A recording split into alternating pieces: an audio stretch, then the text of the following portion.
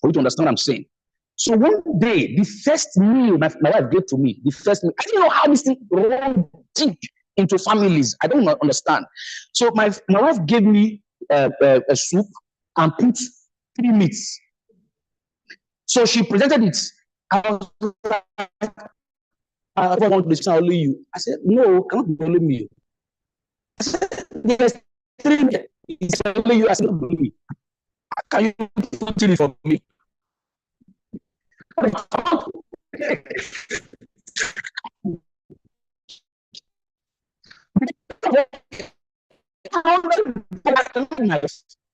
decided to live a good life because I understand. There was a poverty mindset about us.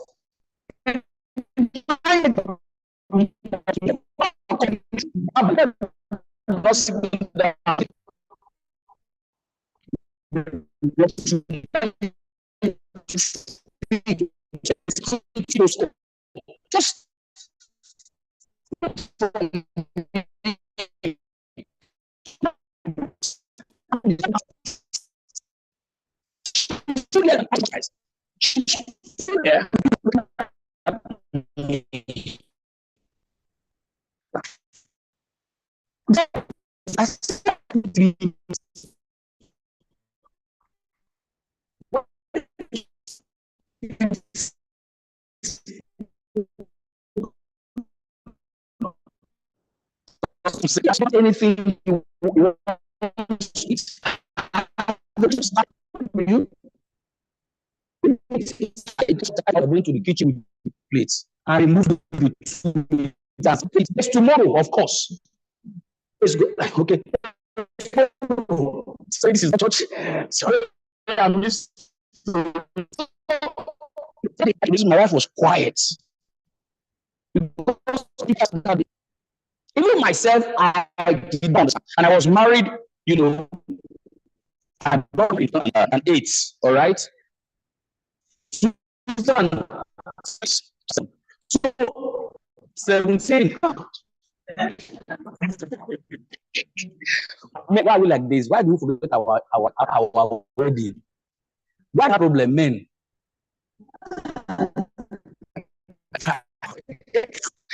So it was in 2018. So my wife was like, why is this like this? You ask me the question, but you keep on her face. But I'm going to be used. But you have to take everything. So you have to you really go to the details of, if I'm going to be, she's going to be married, I will have to follow her. Not for the love of life, but to be sure that things are bad. And the way you see how I could afford anything. I could afford anything. Times the black. It's not as if I was lacking something, but there was a programmed mindset I carried into marriage, and it was really affecting me. So it's fine for me. You say this is God, godly do ungodly things. Why is this person who was nice at the point being like this? So even in the house, my wife will say, that class is so fine. No. Why don't you choose that class? I'm not going to. This is what I want to. My wife will say, that one is good, is the best. I will say no. That out there, and now, I mean, I was okay. I have better clothes there. You see how there is that programming. My mindset has been programmed based on the family I am coming from. So generational pain, it happens like a cycle. It goes from a family to larger families, and you are wondering, are people behaving like this? Another instance I want to give you is this God's raped by her brother. Almost by her brother. So all that happened, and many years after, I think about if I have my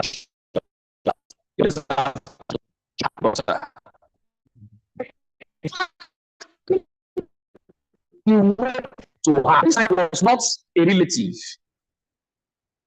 It was the young boy is the son. It happened exactly while the young girl was sleeping. In and went to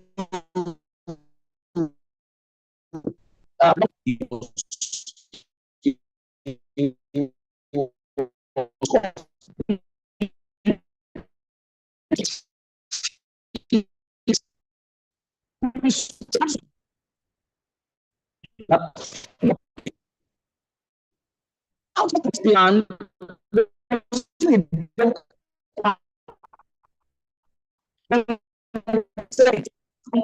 from generation to what? Generation. It's it on to what? Generation to generation. So this generational pain, it can be your mindset about money, your mindset about success. Your mindset about success, the mindset we have about success, about prosperity, it was not because we read our Bible, but it was just because it was passed on. We were fortunate to grow up in families where the parents to the handsets and then they pass on. So the point of this introduction is trauma can be transmitted. So also can healing. Healing to be transmitted. Are you there with me? Just as trauma, pain, and transmitted. I have taken my time to understand the cycles of trauma. Generational cycles of pain. What is trauma? It's trauma. Trauma simply means wound. It means an emotional wound. And that is why it is so difficult to handle, because you can't see it. If we have 80% of people here, you are sportsmen, you are athletes. If you are playing football and you sustain injury, everybody can see it, coach can see it, and we can handle it, we can give you first aid.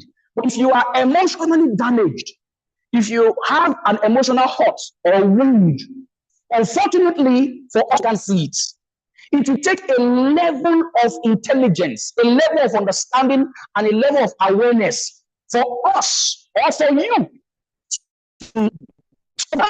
I have an emotional wound. All right, emotional wound. If you find somebody who is smoking, it cannot stop. You find somebody who is drinking, it cannot stop. You find somebody who is violent, they are very hostile and violent.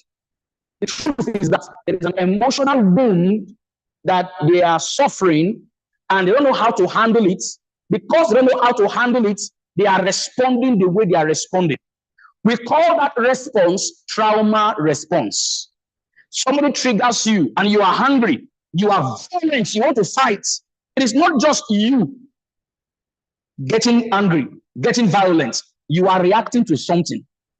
You are responding to a hurt, to a pain, to a wound that you don't understand. When you find, I find many husbands who come to me, wives, some few wives, I should not say many because I can still count them. Some few wives who say their husband is watching pornography. You see, even many boys watch pornography. That thing you are doing, you don't have children yet. But unfortunately, that thing you will pass it on without having to tell your children that this thing is bad or good. That is how bad these things are that we don't know. That addiction, always going to watch naked women, make love to, strange men. That's pleasure you derive, that you delight to just carry your phone for hours.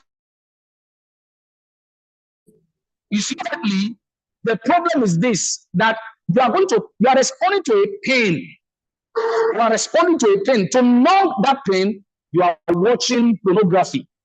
And so you will pass it on unknowingly. You will pass it on to your children.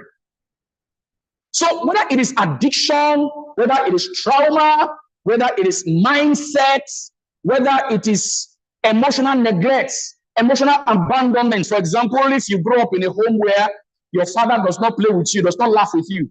I was telling someone, I can't remember my father laughing with me. I can't remember. You should have memories now. If it happened, you should have memories. I'm saying this with all due respect to my father. I know him, he's late now. What I to understand is I can't remember my father and I were laughing. Let's leave play aside. Play for what? What are we playing for? A man who is going to 70.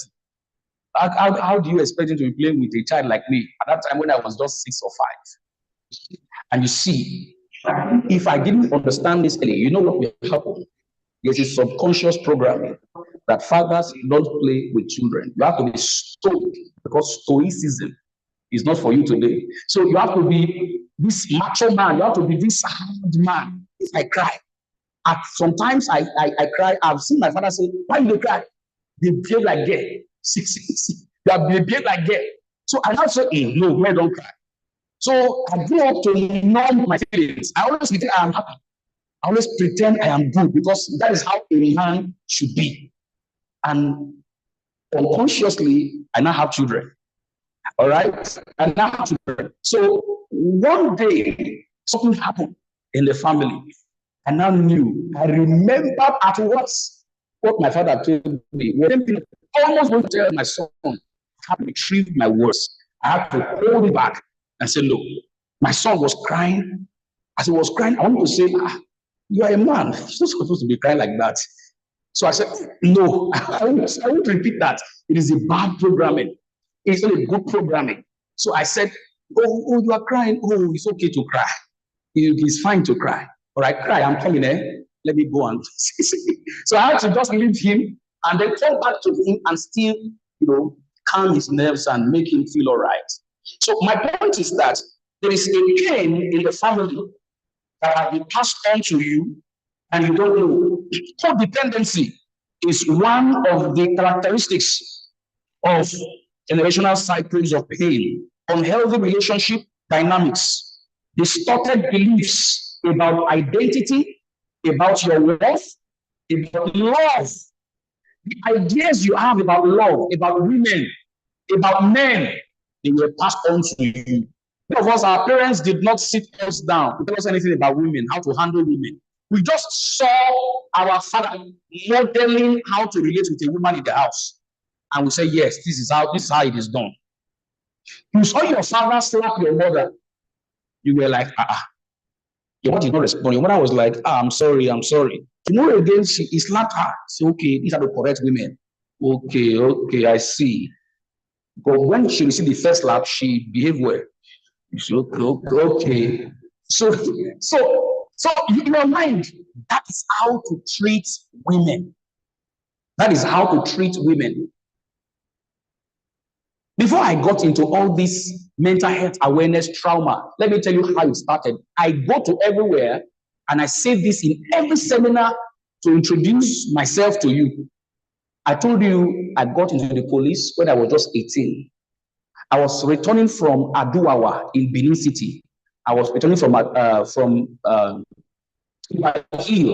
where I stay.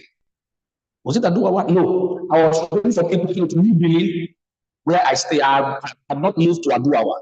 I was going to New Benin, Opalawani. So while I was going, at age 18, I don't know school there, just at the junction of New Benin Market there. I had a girl crying. A boy was slapping, beating the girl terribly. When I got close, I don't know what happened. I'm not so brave like that. But the way I responded, even myself, when I got home, myself is really wrong with you. Why did you do that? It was just like that. But something here don't really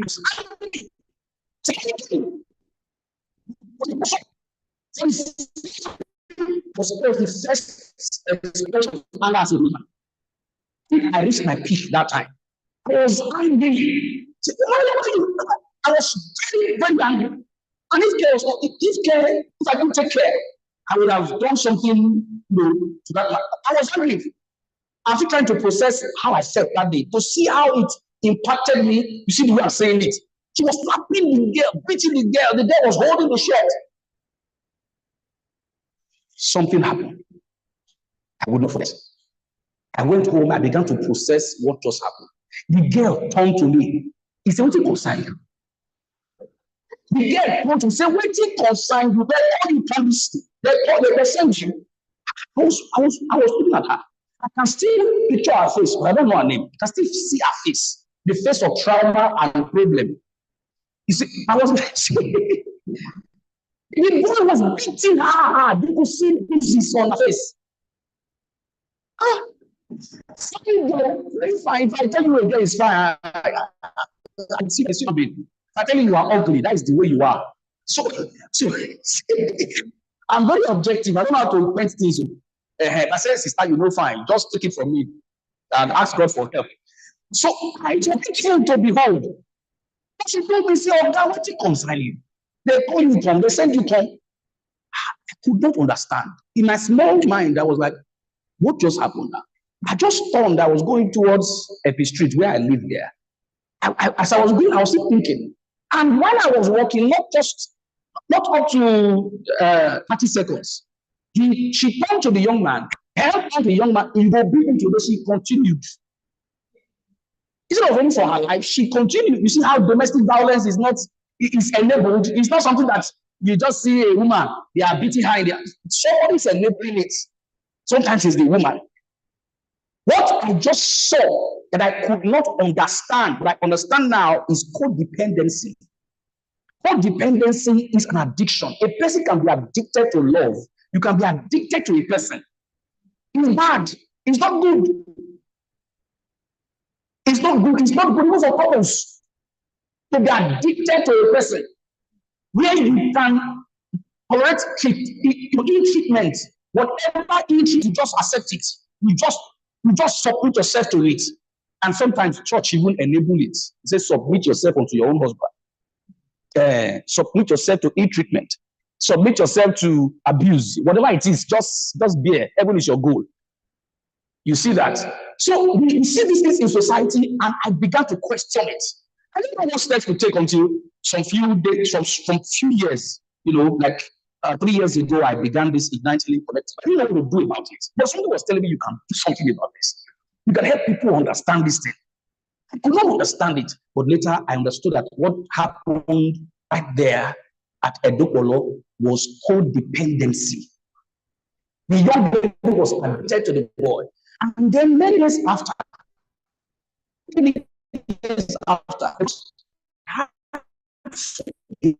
some women or ladies had some girls at the back here with her girlfriend.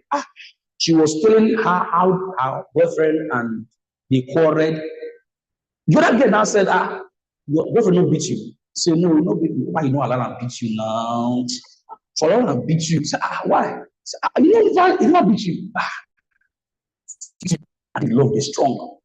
And you could pretend as if you want to leave her. Make sure make sure you beat you. He beats you. So I was now wondering, I said, where is this mindset coming from? Where is it coming from? I don't understand. How you just want a boy to beat you so that the love will be strong. Just do something. So no reason the boy doesn't want to beat you, but for some time that TV. Why? What is wrong? For some months now, this man never slapped me. You go and do something wrong so that you will collect that slap.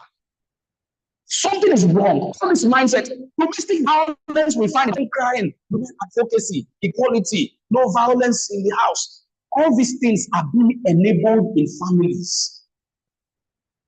It is because of our level of awareness.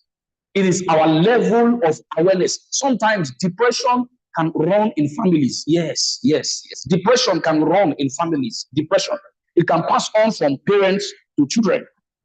Depression. Yes. Pain can be inherited. Pain, it can be inherited. It can be inherited. Situations that you don't understand, you can't explain. It's not everything that is died by fire.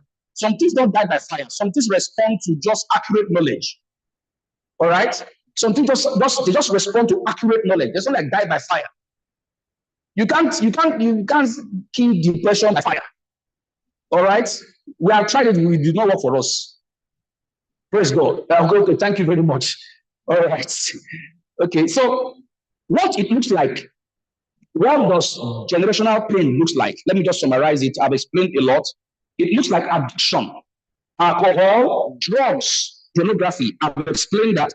Abuse, verbal abuse, emotional abuse, physical abuse, sexual abuse. We also have emotional repression or emotional avoidance. I told you, men don't cry. Emotional repression. It can be passed on. We can pass it on from children to children and parents to children. That is why parents who are here, we need to be mindful. So we call mindful parenting, intentional parenting. Some things that you are teaching your children. So you hear some parents say, if this child no suffer, you know, get sense. Me, I suffer. That's why I get sense. Must your children suffer? I used to ask that, what my children suffer? He said, make it trek, go school. When we small with the trek to school. Give my money, me enter that. Say, no, he get like they trek. This child, you know, get sense if you know trek. But it does trek to translate to wisdom. Does it translate to sensibility?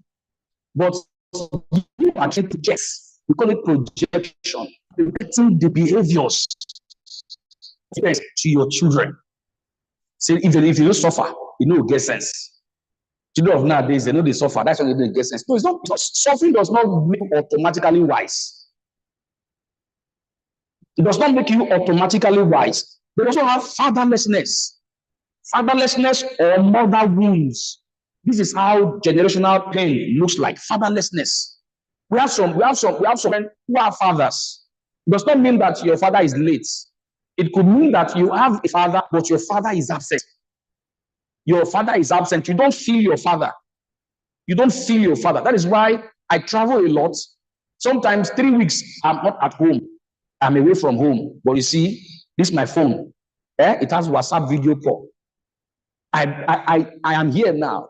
You can check my phone. I didn't even know I would do this. You can check my balance. Account balance is 20,000 naira for call. For calls. I need to invest in emotional intimacy with my children. So I will just be somewhere. We laugh, we talk. We take. I am not normal because I will be playing with them as if I am with them. I want them to feel that father relationship because you can't outsource it. It's not something that you can. If you have children, I'm sorry, have them outside the you just need the child to that girl to be like that will not be normal. That child will have this. She cannot.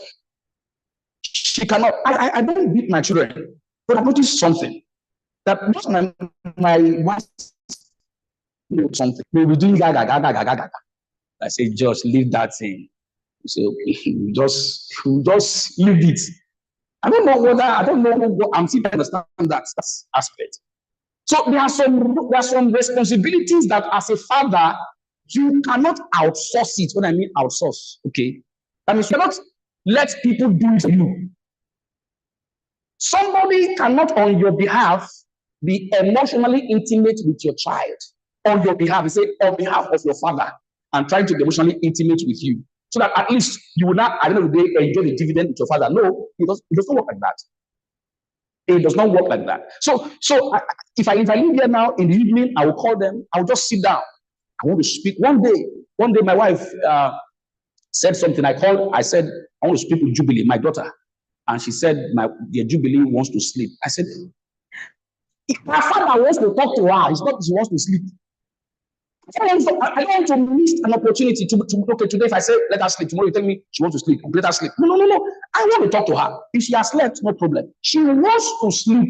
Give her the phone so that she will have that programming in her head that even though I want to sleep, my father still want to talk to me.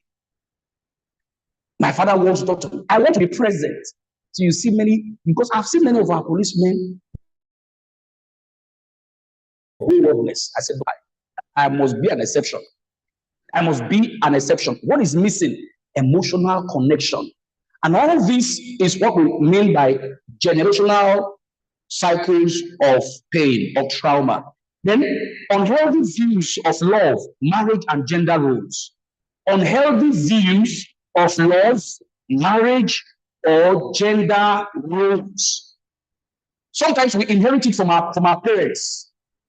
Yes. We inherit from our parents. Perspectives, ideologies. You didn't go to school to understand those things. You just saw it modeled. And you saw it was patterned. Okay, your parents acted and behaved in a way that gave you that as an example. That is what I'm trying to say. And so you had that idea of love, of marriage, and it can be so ingrained in you that it is difficult to retrieve. It's difficult to really get it out of you because it is deep down within. It stays there. About love, about marriage, about family. So you need a lot of renewal of your mind to understand it. To understand love, marriage, or gender roles. I convened a WhatsApp community where I talk about love, about marriage. And so we're talking about love, submission, and respect. Said the man love and the woman needs the man need respect, woman need love. I said in the group, as the chairman in the group, I said women need respect. I said men can also submit to women. Half of the men stood up against me. I mean, get what's happening. They stood up against me and said, no, a man can't submit to a woman. I said, submission is mutual. I took my time to start taking them on. I said, submission is mutual. I don't read the Bible. I'm not telling you these things from anywhere. Submission is mutual. He says, submit yourself one to another. Before you even say, wife, submit unto your husband. He said, submit yourselves one to another in the context of community. And marriage is community. Family is community. Submit yourself one to another. But it was not particular to women because of some certain tendencies. So he said, women be submissive to your own husbands. And then God was talking about priority in submission for a woman. He was not saying that submission is solely a woman's responsibility. That is what I'm talking about today. But I'm going to tell you how our ideas are going from one point to another. Because that is how they always told us it is. We don't sat down to process these things. This is the truth. This is the way it's supposed to be. If a woman's sole responsibility is to submit to a man, where then is the place of difference? When I mean difference, where then is the place of you deferring to your wife and say, okay, you have your way. Sometimes your wife is have her way. That moment you say, my wife, have your way. No, I'm submitted to her. Whether you agree or not, that is submission. That is what submission is about. Like, okay, have your way to do it. Then me, I take my turn to have my way. That is the way it is in the family. But for people who grow up from families that submission is fully, entirely responsibility and the place of the woman. A man never submits to a woman. It has a mindset that comes from a dysfunctional family. A dysfunctional family. So a woman should be submissive. Submission is the character of a believer. We submit. We submit to God. People, women in the office, don't just submit to your boss. Your boss is a woman. You submit to her. What is your problem? Submit it to your wife. I say, my wife, today, have your way. I'm not having my way. Just do what you want to do, okay? You can't always say, do what I want. I'm not there. Those are beliefs. Your children will go to say, my mom gets sick. You think you are a godly family. You will say, you don't have to say, my dad had a final say. He has a final say. And she's working well for us. No, you're not well, you're not okay. That is not normal. It's because those children are so dysfunctional family. It could be a family, a biological family. If it is dysfunction, it is dysfunction. There is nothing, you can't attribute dysfunction to scriptures because you cannot say you are dysfunctional and because of what you read from the Bible. No. The Bible was even giving us the full functioning human beings. Full functioning. So your dysfunction are just inherited and they are what distorted beliefs. They will have patterns of divorce or broken relationships. Patterns of divorce or broken relationships. This one is true, I'm telling you now. I have a brother, within 1 year, he was into 3 relationships. Within 1 year, he will be with this person, they will spend like 3 to 4 months. Where I'm coming from, I want to tell you the details, what is background work that used to happen before the late. So he was doing all that. Then they broke. They broke up. He would come to the house and cry. Say, so and so person, this and that, told me this, told me that. He cried. So you try again. Then he said, I've seen a girl, and we were talking up to 3 months, still no year. They broke up. He came again and said, how far? She told me, not yet. This time was around, he not even cry. He was even saying, so that, blah, blah, blah. Okay, all right. The third one again. I said, bro, we call ourselves bro, each other is brother. Bro, if you have a problem, so you have a problem. It cannot be them. Side, it is you. You have a problem. See how now. See, you check yourself. Now, I'm not with you in the relationship. Except I need to ask you questions. I will ask you. Then he said, I asked. When I began to ask, because already now I have already get into this thing which by little. So this there is a program that is working against you. And it's not spiritual. It's not spiritual. You just have behavioral and attitudinal problems that are sabotaging relationships. Simple as that. How can you be in 3 relationships in a year? You can't just maintain one for a year and 2 or 3 or 4. You are just moving from here to here, from there to here. And then he was quiet for some time because we tell ourselves the truth. And it's good to have that one friend, that one person, that no judgment, but they just tell you the truth, the way it is. They don't paint it. You be that one person in your life. You just tell you, guy, and so it was. And so as I just can say it. And he accepted it. It's out. Before you knew it, the next year, he was into something serious. Even when there are issues and conflicts, which is normal. It's a welcome development to have conflict. Then he comes to me and I help him to, navigate that conflict and it is settled. And that second year, we got married. Very close friend of mine. So there can be problems in relationships, divorce happening in families, chronic poverty or scarcity mindset. I won't have to overflog that. I've said that using myself as an example. Scarcity mindset is not enough. It's not enough. Sometimes you don't buy things for yourself. I was telling my facilitator that was speaking shortly. I said, sometimes your siblings they want to treat you. This is 20,000 naira. You have your needs. Maybe you want to even buy something, even something expensive. Something will tell you this money you want to spend now for yourself. Is it not too much? Is it not too much? I was seated somewhere. While I was sitting in GT Plaza, I was doing this for this guy. That time before I got married, I sat down. Then there was this lecturer in Auchipoli then.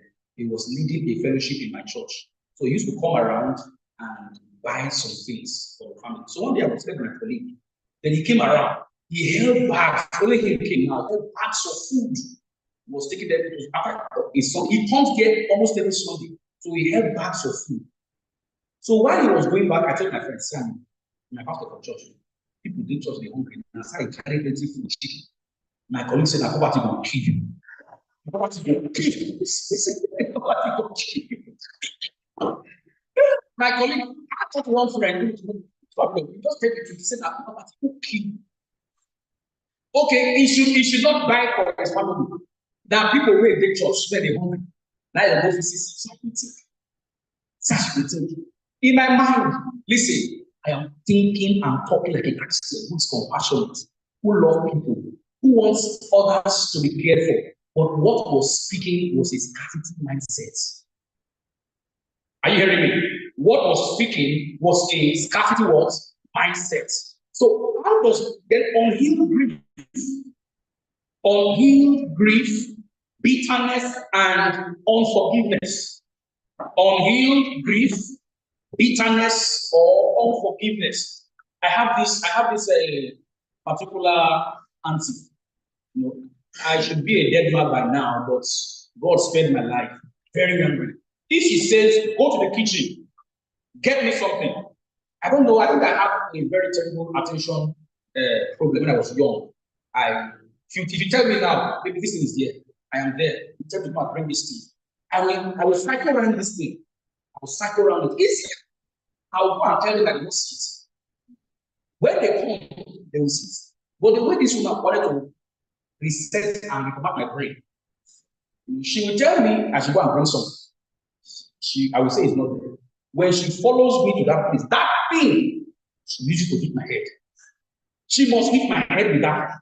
If she says go and bring it on the stick for a bath, if I go, I don't sit. If she comes with me, and I don't know how she goes there directly. She'll just go there and go and pick it. I will say, but I came there. That on the stick, this head I've seen a lot.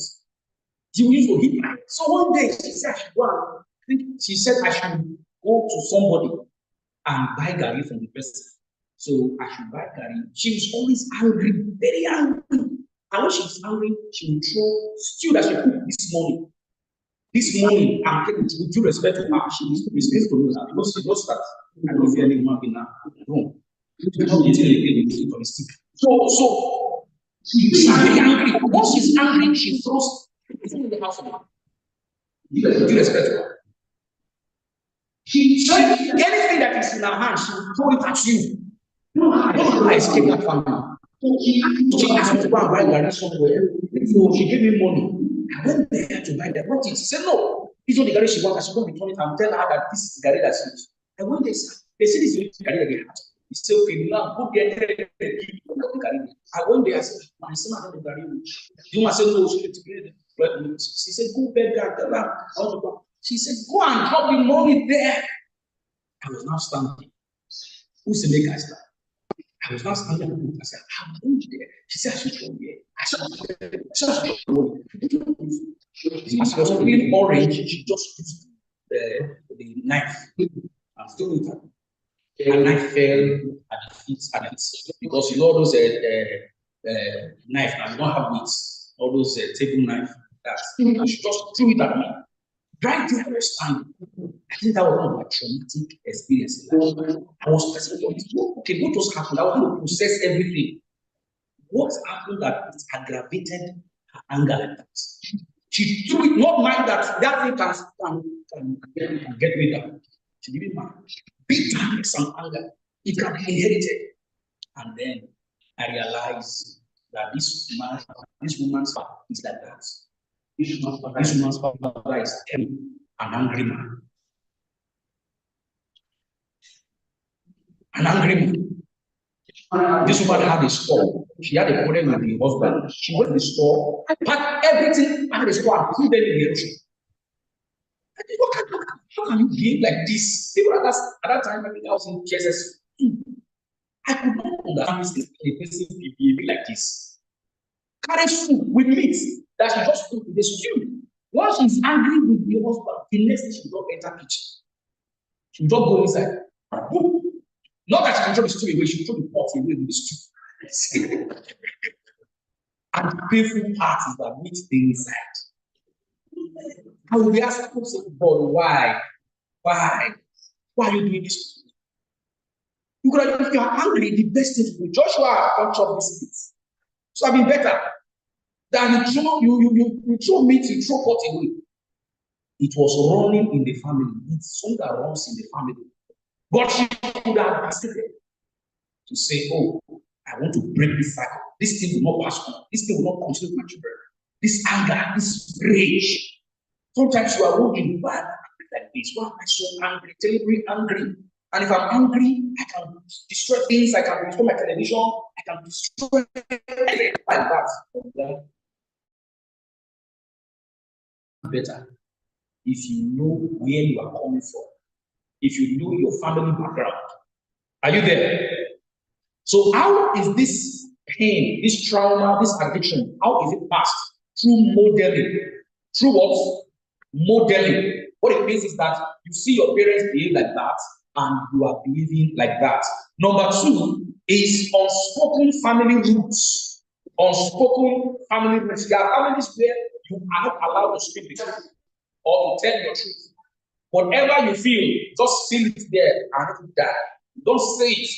You don't talk about your feelings. You don't share anything. You're just there. Then through trauma inheritance, there is something called epigenetics. Epigenetics research shows trauma can impact gene expression. What do I mean? Listen to me. Trauma can impact gene expression. That is why I said here, there are some things you don't even teach your children. They will catch it. Like a contagion. Like a contagion. What about contagion? What about contagion? Contagion is any communicable disease, let me put it like that. Anything that you can catch. Like this guy have Apollo. Yeah, you have Apollo. You have Apollo that you can play ball. You have Apollo. If this one sits with this guy, for too long, if you look too much, if you touch too much, you will catch what? Apollo. It's called contagion. Yes. So it is like that. Epigenetics research have shown that your gene can have trauma stored in it, and you pass it on to your children. And then your children will behave in a way, act in a way, and you are wondering, why is this child like this? Why is he behaving like that? Sometimes it's not even you, sometimes it's your great grandfather, it's your father. You are wondering, I don't have this behavior in this house. Why is this called like that? It is because of what we call trauma inheritance. Say trauma inheritance. Then we have what we call true emotional immaturity. Generational pain can travel through emotional what? Immaturity. Are you hearing me? Emotional immaturity. That is why it is the key for us who are parents, for us who are children. Emotional maturity is something that we must personally develop. You can't leave it to your parents. Emotional maturity. Parents who are here, you should invest in your children's emotional maturity. Emotional intelligence. When your parents are not emotionally intelligent, they will pass trauma, pain, addiction, certain dysfunctions to you, and you will not be aware. So emotional maturity is key. So I will end here. Then somebody can come and just have a two keyboard play for us. Just keyboard play for us, and then somebody else will come and speak to us. I don't know if after now we can be refreshed. All right. After the session, the last session before we go, how do you break this circle? Awareness. Awareness. Everybody say awareness. Awareness. And that awareness is not something that just wake up from sleep and you are aware. You need education. You need somebody to talk to you. Are you hearing me? You need somebody to what? To talk to you. Somebody to tell you this is how it works. This is how it works. This is how it works. Awareness. And that is what we are doing. We are paying the price to make you aware. If I tell you what I've been saying in this program or this event, you will not believe me. Honestly, you will not believe me. But you see, I had a brother who, my father's son, we are 24. I said that, right? I said that Moses is his name. He was a footballer. In the entire Benin, I think he was one of the most celebrated. Moses. He was a footballer. I'm saying this with all sense of pride. He was my father's best. Plus my own mother children, all of us. All of us, come to talent, you know it Moses. He was a goalkeeper excellent, so that you should carry to travel. Like saying he's traveling to just be traveling here and there. He was a musician. Because at that time we were attending Jehovah Seraphim. He plays trumpets. My father is, also there in Jehovah Seraphim that time. He plays trumpet. He was sing that Savior. Plus me in my small but Moses got into drugs. He got taking drugs. That's one of the things driving me to do what I'm doing. In my subconscious, he took drugs, but it was called drugs, and I did not know what to do about it. I didn't know what to do about it. What do I do? Like if I knew now, if I knew before, I would have helped Moses. I believe I would have helped Moses, but I was seeing Moses as something. Grew that Moses took drugs. I don't take drugs. With all respect to him, with all respect to him, because he's late now. He was on the road. It was Keke Napep that hit him. Keke Napep just hit him and he died. It was such a pain in my heart, and I said, look, another addict will not die like this. Moses was no longer coordinated. If he's talking to you, he will be talking abstract. He was in Lagos. He had to bring it from Lagos back to Benin because of the drugs problem. He got into drugs addiction. And you know how he got into that drug addiction? It was pain. Pain he could not process. The feeling, the drugs. And the way the drug works, once you start taking drugs, it begins to work on your brain, your precortex, your cortex, all those parts, those places in the brain. We don't have illustration to show you, but there's a part of the brain. Once you start taking those dopamine, oxytocin, serotonin, endorphin, all those parts. I've just spelled for you those. Say those. Dopamine, oxytocin, serotonin, endorphin. Those are hormones. They make you feel high. And once you take one of that drug, you feel high. You can talk to anybody. Your eye will just go up. You want to take it again. Take it again. Before you know it, your brain gets adjusted to it. Your brain becomes adjusted with just find yourself not being able to rest. So it gets you not take the drug, you start to steal, you start to take things, you start to get yourself involved in anything. Go out back in that terrible experience. When Moses died,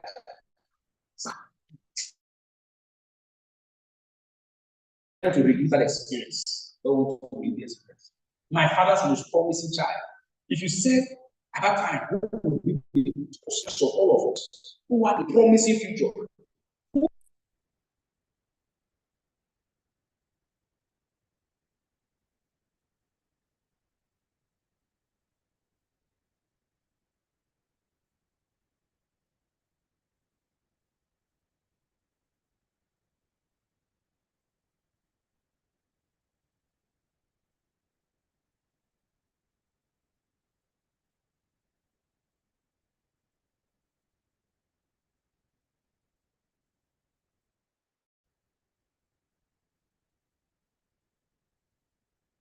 Job for 2 weeks. This program was supposed to last week. We had to postpone it to this week. We have this not having now. Are you hearing me? So I have to now stay with some cost. You have to, of course, again with costs. But I want you to live here having that awareness, that understanding that whatever it is that is a pain in your heart, that you are struggling to deal with, you can deal with it. You can handle it before it gets out of hand. Before things get so bad, so worse. and returned to Moses. I think the reason why I remember Moses was 80% of people who are violence. Why who have drugs? They say it's easy to perform it, but unfortunately, we sabotage your career. If you caution, you know better. I tell you, you know better. It will sabotage your career. It will frustrate your efforts. You know those drugs. It will destroy you.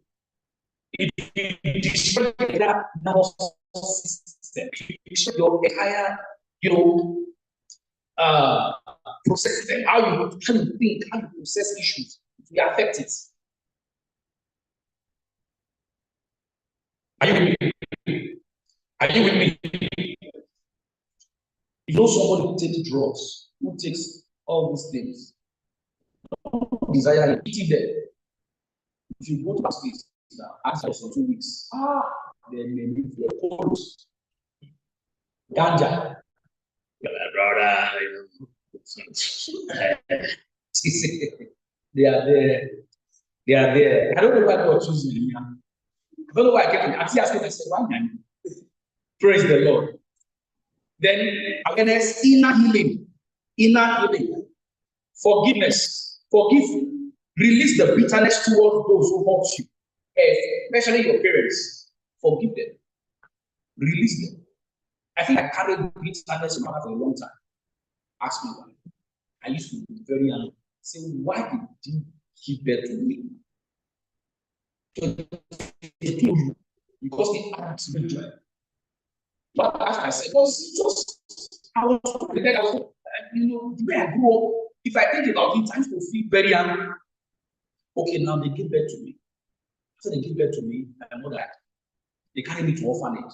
Of all those 20 children that we have, by still, 3 women still there, 2 women still there. They carry me to I still in orphanage. They said this boy to the crack orphanage. I give you a job. Up to now, I think I told the Lord. That one too, up to this moment. If I say I'm fasting, don't do that. It will take long. So, praise the Lord. I used to tell lies. You're not telling us. Pastor will say, I'm going to say, no. So, food, they eat. They eat, so they have carried me from orphanage. Carried me from one place. I was just passing me out. So I didn't grow up well. I didn't grow up normal. My father used to call me, I think he will tell you how I did not. Used to call me. That's my name. I grew up understanding it and I was living like that. See, I'm Jaguda. There was a confused fellow. Remember, I told you I was not coordinated. They would say I go mission to here, I will leave for it anyway. So no, one hand did not raise me. I think they all village raised me. That was the problem. That was the problem. So when I think about it, I don't feel I must be frank with you. Maybe for the first time my siblings are hearing this will be happening. I think about it. Why did he give birth to me? Don't many from the house. All my siblings, we always competing for our father's attention. I used to see it in our eyes. So I started the last born, and the last born, my father used to call me to eat with him. The last born, I love my father. If you see all the last one, they also stand. For there, took the food. I will have to now be now enter and chop my ration. I used to not have the left for them. I think till some years ago, I now released them. You see, we're competing for our father's attention. We're too many. That's why I would say that I don't want to hear it. I don't want to hear polygamy. I don't want to use my ear to hear it. As I now say, it was not because we had issues with typewriters. Too okay for my life. Anytime I want to call them, to call them. 2 is okay for me to handle. I cannot take care of more than 3, 4, 5. What am I doing? What am I doing with them now? They pay person for heaven for this children. So I used to wonder, they paid. I would just go, and if I go, you forget me. If I get to them, I think after 2 months, they will be drinking hot and cocoa. I've gone. They will continue. Why will I bring children to this world I cannot take care? I cannot give good care. I cannot give welfare. I cannot maintain them. But today I'm happy. I'm happy because if you count 3 schools that are the best in the whole Edo State, my children in one. I know what I pay for one. I pay for 3 schools. I can even say it here, that you will know. But just find out that was the life I wanted to live. I don't want to give to my children what they gave to me. I want to pass on to them in different legacy. I want them to remember me differently. Are you hearing me? Because here, I see some of you here, you are the 17th century. You can see it. So it is helpful for us to think that forgiveness, forgive. Whatever somebody has done to you, that have brought you to this point where you are thinking, no, I can't forgive this person. Forgive. If it's your husband that has done something, forgive. If it's your daughter that was put in the family way, despite all your way, but your daughter went that way, forgive. Because it will lead to other emotional problems. Many emotional problems. Forgive yourself also. If you did something that you knew was terribly bad, even though you knew that this thing was wrong, or you did it all the same, forgive yourself, release yourself. There are things I have done, forbidden things I have done. I forgive myself. I forgive myself. Let me tell you one of them. I'm not ashamed to say I'm not afraid. You cannot use it against me. You cannot use it against me. My sins are forgiven. Are you there?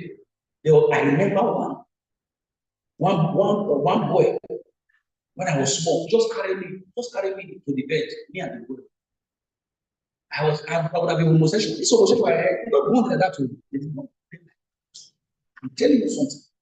Yeah, when my body was laughing after that thing, it was not that person. The boy took me to bed. Me, I didn't understand. I was playing with my body. Me, because he said, where am I going to be? I like it. You see that? I was getting used to every time if my people are not around. Of course, you know how I do. By now, you don't have nobody will care. When you will come home, that kind of family, nobody will want to go. So far as reach 12 p.m. midnight, it's funny here and there.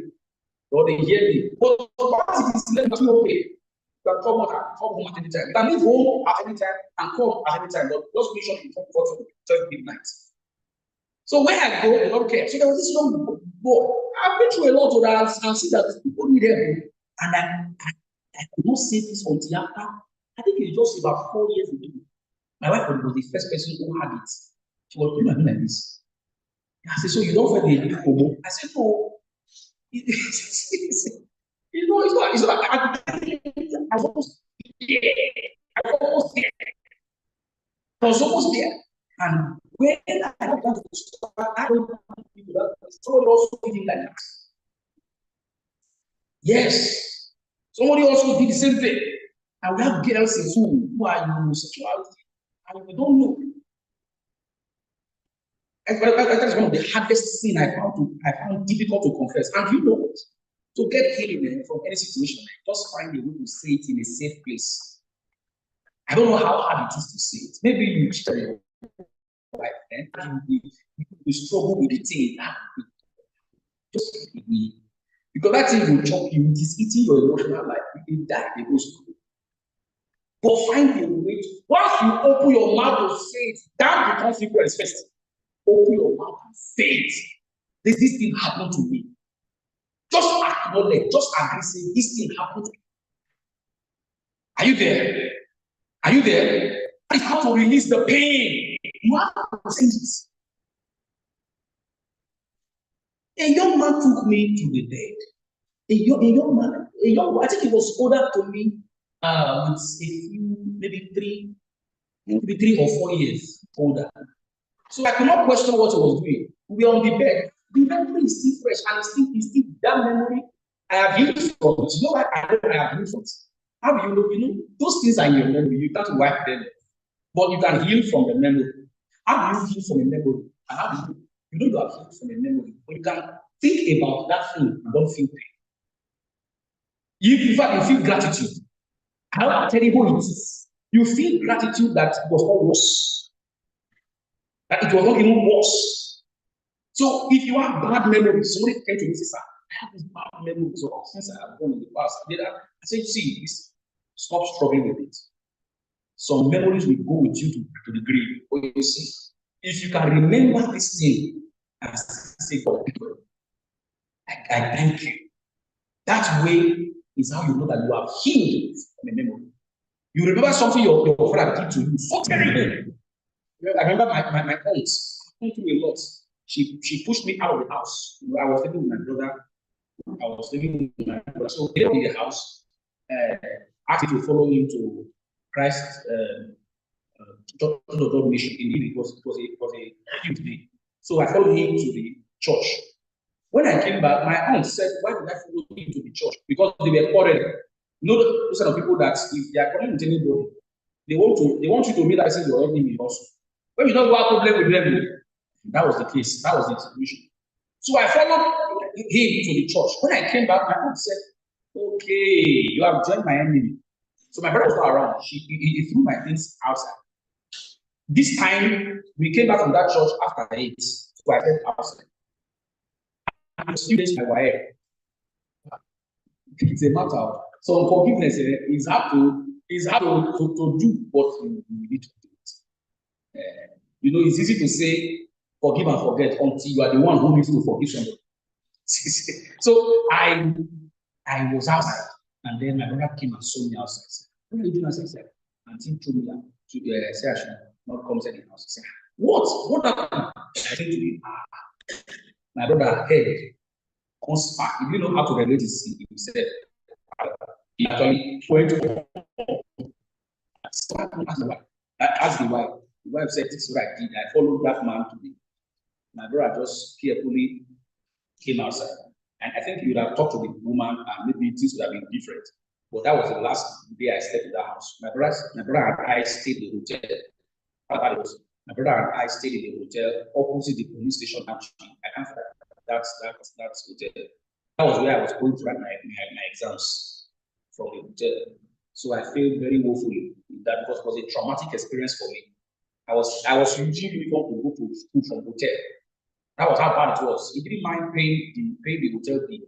I never returned to that house because from there I began to live independently. So I began to live on my own officially when I was barely 15. I began to live on my own. So you see the way the life has been for me. So many people are behaving in a way. My friends will look at my school and say, "I know where they come from." They will just overlook some things. God is helping me. Okay, thank you very much. So I'm trying hard to say praise the Lord. But praise the Lord. Counseling and discipleship, spiritual warfare. All right. Then the last I want to say how to break that cycle is creating new legacies. Creating what? New legacies. This is where I was for creating new legacies. Make up your mind. Look at your life and ask yourself, this is the legacy I was given. You see, legacy is not what you leave for a person. Conventionally, if you want to define legacy, it is wealth, property, inheritance that you leave for someone you care for. But in the real sense, legacy is not what you leave for a person. Legacy is what you leave in a person. Do you understand?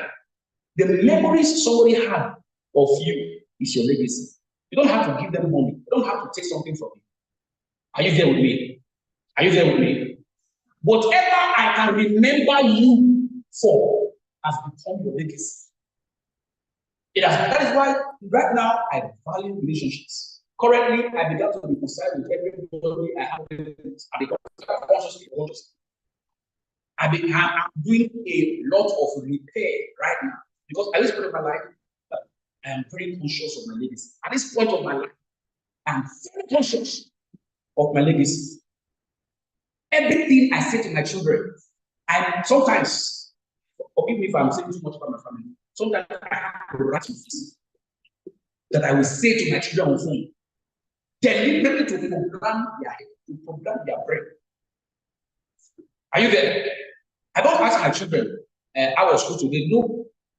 Don't ask them. I said, how was your teacher? I hope nobody made her angry today in class. Because the normal, I was you grow emotionally intelligent children. You ask your child how you felt all right in class. Were you angry in class? Anybody have problem? Okay. How was your mark? Okay. How did you feel when you got 7/20? You know, you begin to raise a child who is emotionally what? Intelligent. By deliberately you destroy those projects. So it's not working. It's not working. Whether church gave to me or family gave it to me, it's not working. You destroy it and start creating legacies. Ask yourself, will you be proud of your children if they exactly begin to model your behavior? You proud of them in the future. If you see your child sit down and smoking marijuana on a good day, will you be proud of him? Yes, as my son. As my son, he's a smoker. Love it. No, you can't be proud. You can't be proud. Somebody says, okay, I hear you. So you see, ask yourself those questions. That is how you begin to break patterns, behaviors. Like, for example, I don't want to imagine myself even liking another girl apart from my wife. Not the ones who are problem. I don't want to have to raise a family that is not. But you consciously decide to break that mold. Ask yourself, what were the things that your parents missed that you should not miss? Ask yourself, how would you be raised differently? Just sit down on a day, sit down, write how I wish I was raised differently, and begin to itemize what you think your parents would have done differently. What would they have done differently? That thing they would have done differently is what is doing differently now, not tomorrow, now. What are you aware of it? Yes, now. In other words, you start reparenting yourself. What I say? Start reparenting yourself. If you have left your father's house, you have not been to your father's house for like 10 years, or 5 years, or 6 or 7 years.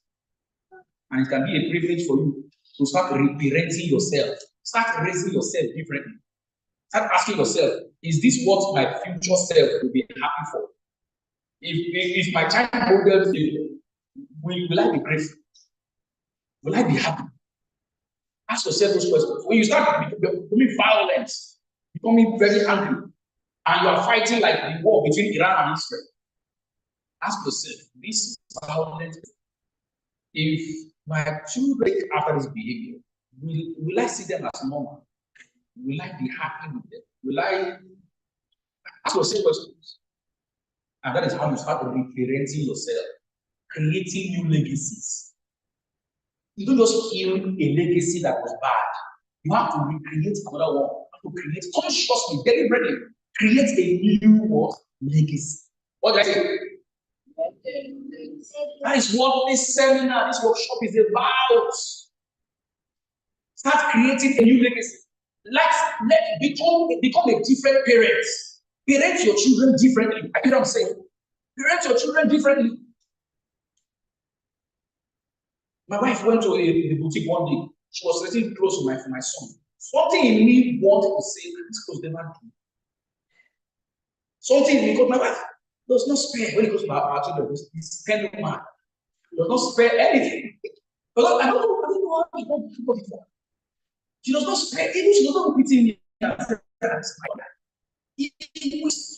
far as my children, our children, that's it. It's like the school also saying, God, we don't deserve it.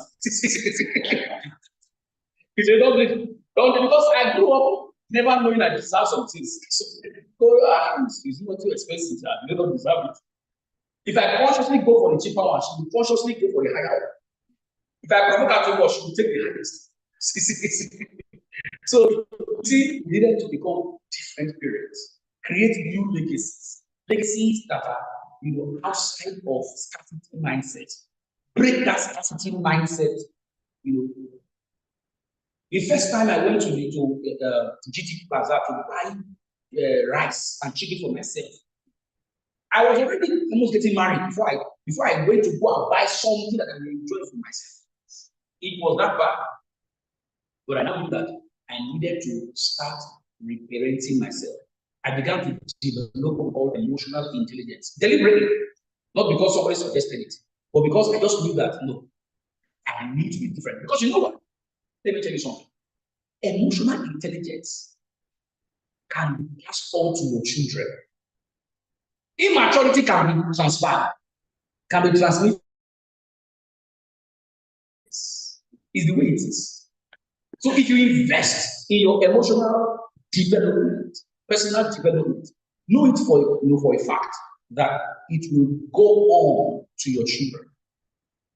It is the greatest wealth you can give. That is why WEALTH is called wealth. Wisdom. And after learning to heal. The wisdom you earn, be careful of a wisdom that you don't earn. The wisdom you earn after you learn to heal, pass it on to your children is the greatest wealth. I want to say it again. The greatest wealth a man can give to children is not estate, it's not property. It is the wisdom you have earned after you have learned to heal. That wisdom will pass it on to your children, and they pass it on to their children, and it's call it generational wealth. I will stop here. Thank you very much. So, if you have any questions, we'll have the second and third session. I think at this point, we'll give you refreshments because some of you are very tired. You just came from play. We are big, handsome children here. You're not tired. You're not tired, right? You say it's not tired. Like real footballer. You are playing number 10, Abi. Number what? Number 41. Okay. All right. All right. On the night mode. All right. So we'll have our keyboard intern. Please pick off. Even if he says it's not, I can see some of you on your faces here. Just give them refreshment. Just 5 minutes. We want to just play some musical interlude. Yes. Then we'll have the second speaker and then the third speaker. Thank you very much. So if you have questions, you can ask your questions, after we finish the last speaker. You can ask your questions and then we'll respond to them. And by the grace of God, we are coming back. I spoke to one of the coach or the coach. Is it coaches or coach? I spoke to one of the coaches.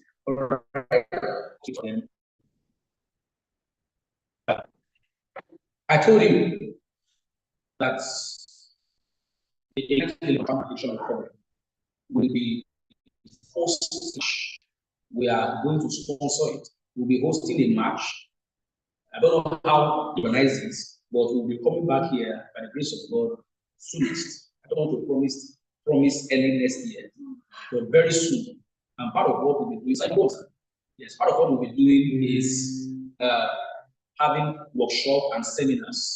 All right. So those of you who are here, so we believe the best, and you have benefited so much. Thank you very much. Right. So you've learned lots. I have to be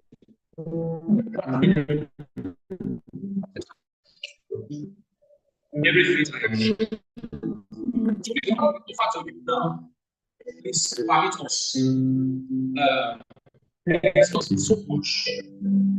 It is not so much. It is what we can offer now, but we believe that we will come next time. It will be better than what we are doing now. We just have small shops and drinks, refresh everyone. Please, if you have questions, when we finish this conference, I hope everybody's looking for a job. Please, did you write the names and phone numbers of everyone? Because we want to celebrate them and split them. It's very important, right? It's go back and they will still be here. But that time,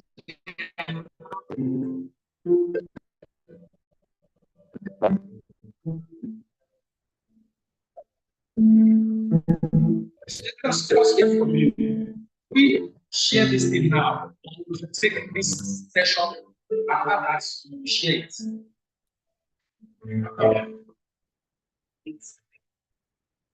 Is that okay? All right. So just silence means pause. Yes. So,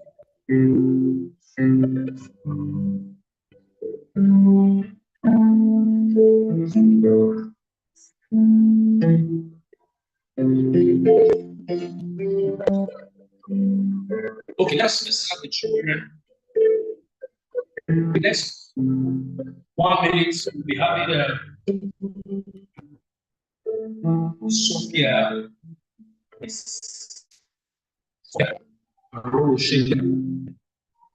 On this platform. So, boss,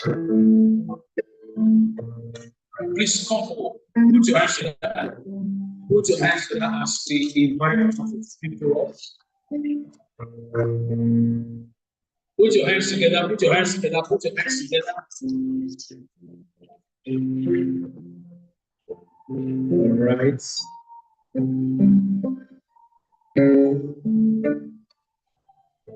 Please. Is a lawyer. Put your hands together, put your hands together. And I will you. I will collect number. If I have the case, I will call her. But if you can pay, it's another question. All right. So we have a session after this medical interview for 1 minute. We'll be inviting her to talk more. You are not what happened to you. You are not what happened to you. All right. Thank you, sir.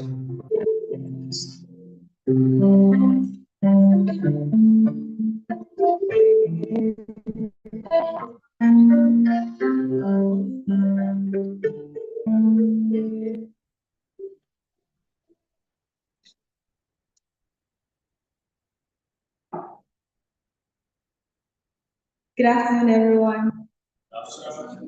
Good afternoon, everyone. I'm most grateful to be here today. Thank you very much for this great opportunity. I am just give me a minute.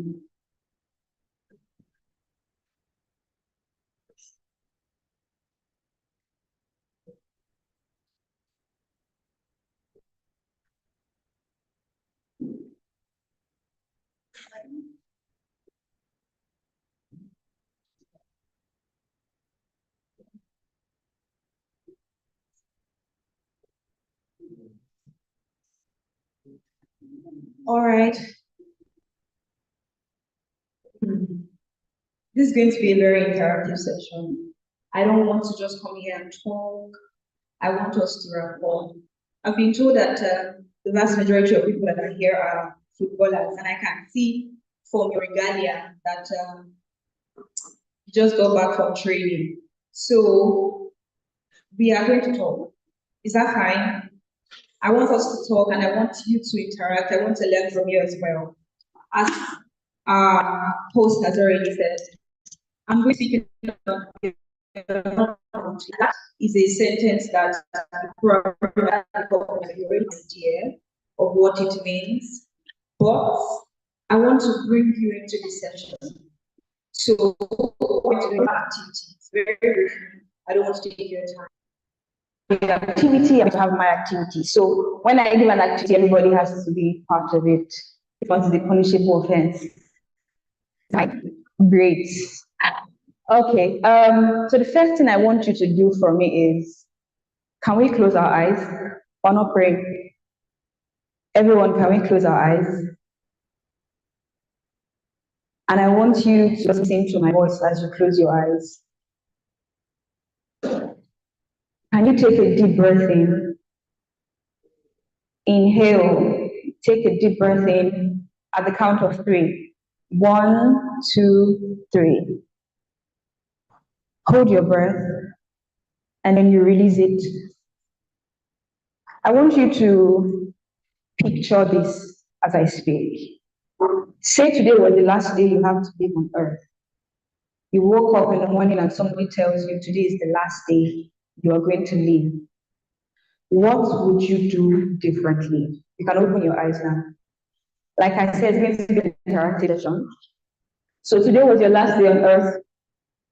You're probably not going to see tomorrow. What are the things that you do differently? Can I get a volunteer to answer? He's going to figure it. Okay, thank you very much, sir. Another question. I want a footballer's perspective. I'm going to pass the mic home. It's a very long mic. Thank you. Do you want to come here? I don't think the mic can get there. Can we clap for him, please? Great. What's your name? Mohammed. Mohammed. Okay, so what would you differently? I would, if today was to be my last day, I would like to spend it with my close people, my friends, and my family. Thank you. Thank you very much. Another person wants to try. Another person wants to answer. I'm gender sensitive, so there's a beautiful lady that's just calling my name now. So I'm going to have to walk up to her. Thank you. Okay, perfection.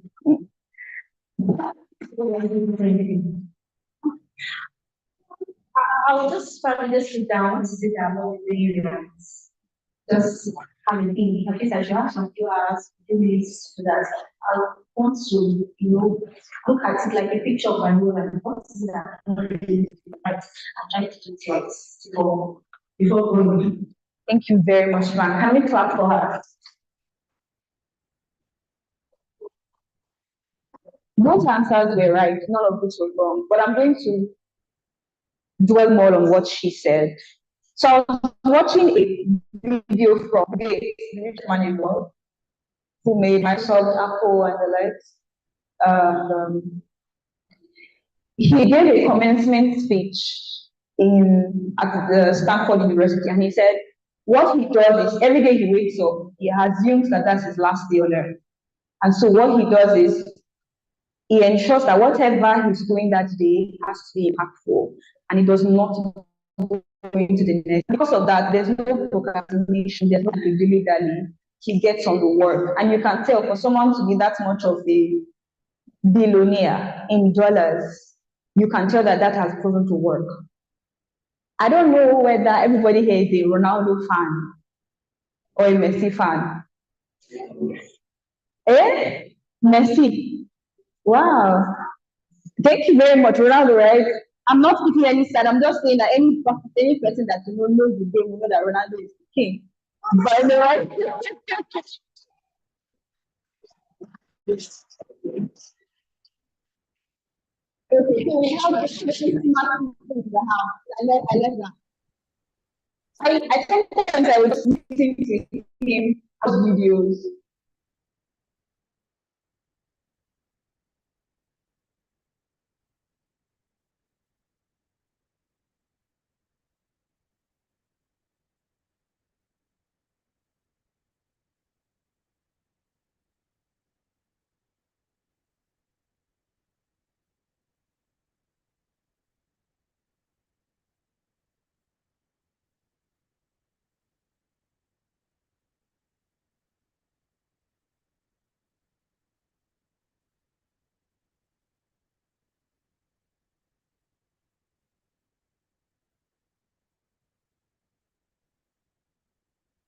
People you're probably not going to do anything for a week. You will just try to make final touches. So what I'm going to ask everyone, just imagine that you had a 24 hours to change your life. And this will be that meeting for you. I want you to actively begin to connect your routine to ensure that by the time you leave here, the previous speaker has said you begin to change your legacy. The second question I'm going to ask you is, who are you? Like I said, I really take my time to watch interviews of great people because I believe I'm one. I might not be there yet, and I'm getting there. So one of the questions that you ask, they ask you is, ask them like, what do you do? What is your morning routine like? And there's always a answer. But I'm not going to answer them. So I'm going to ask everyone. Sadly, everyone has a there, so I would have preferred if you are reading out. Who are you? If I come to you and I ask you who are you, what are you saying? So I'm at back to ask anybody, yeah? Okay. If I'm doing it, then ask them.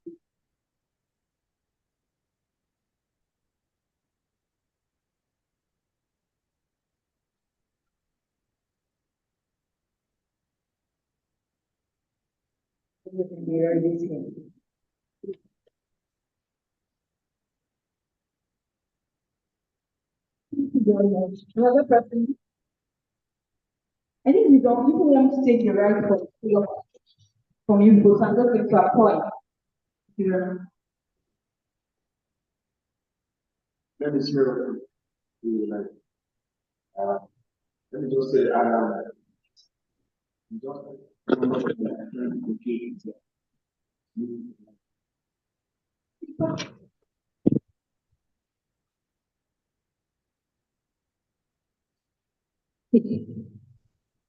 Can you draw anything from their answer? Both of their answers.